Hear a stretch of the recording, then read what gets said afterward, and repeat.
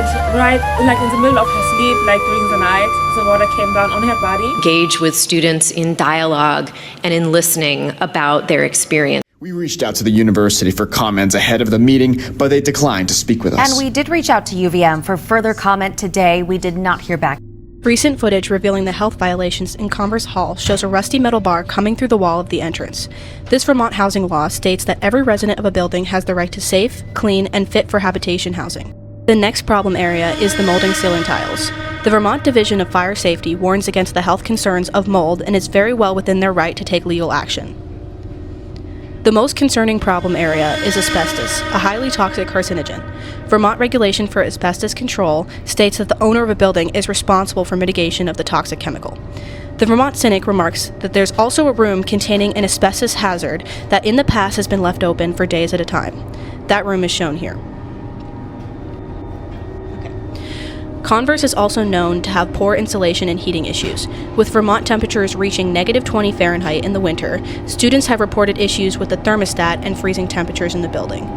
The Vermont Rental Housing Health Code requires that the heating facilities must be able to maintain the heat at the minimum temperature of 65 degrees Fahrenheit, when the outside temperature is -15 degrees Fahrenheit, a code that UVM is blatantly violating.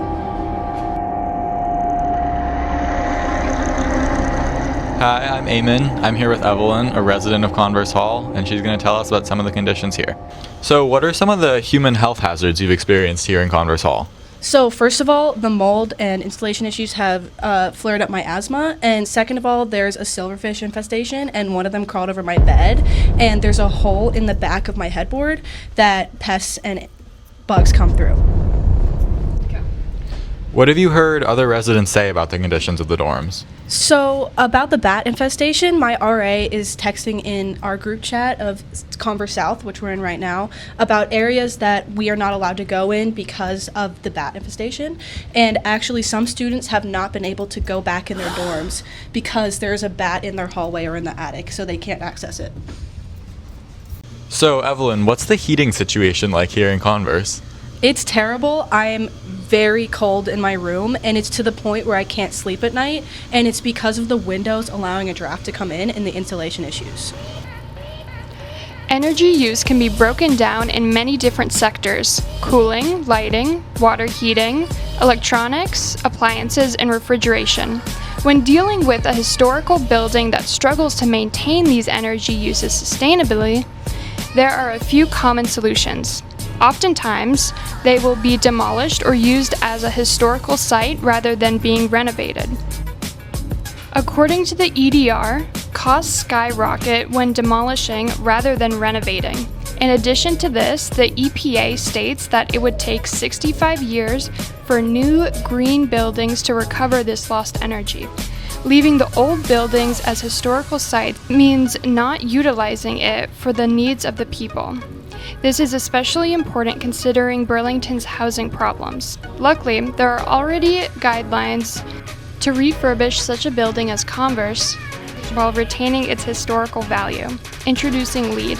LEED uses 6 criteria to certify a building and award it on a point system, deeming this building sustainable. Texas takes a cake in its prime example of how a historical building can be transformed in its energy efficiency with the African American Library at the Gregory School, being Houston's first Gold LEED certified building, awarded in 2010. Here are the proposed designs for a fully LEED certified Converse Hall. First of all, there's new insulation to keep the cold weather out. Next, the entryway points are sealed to prevent rodents and moisture from entering. We've added solar panels to the roof facing the direction that the sun hits the building the most time, so the building uses renewable energy. Then the windows are retrofitted. We've also added a gutter system and a rainwater collection to water the plants. We've also added window baskets and trees and shrubs on the edges of the building to create more green spaces.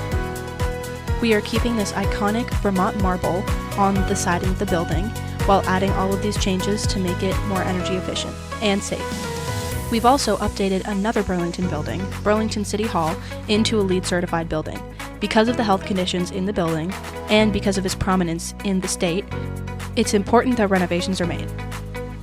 We've added a new HVAC system to keep debris out of the building, repaired foundation issues so that we keep radon levels low, new heating and cooling systems, solar panels, and a vertical garden on the side of the building. Our designs address human health concerns and environmental issues. So, how can you make an impact? The best way to make real change in your community is to show up on election days and vote for sustainable ballot measures. Show lawmakers that environmental protection is at the forefront of the public's concerns. You can also contact your state historic preservation officer about buildings important to you. They work to secure government funds to help with the restoration of old buildings in their region. Finally, vote with your money too.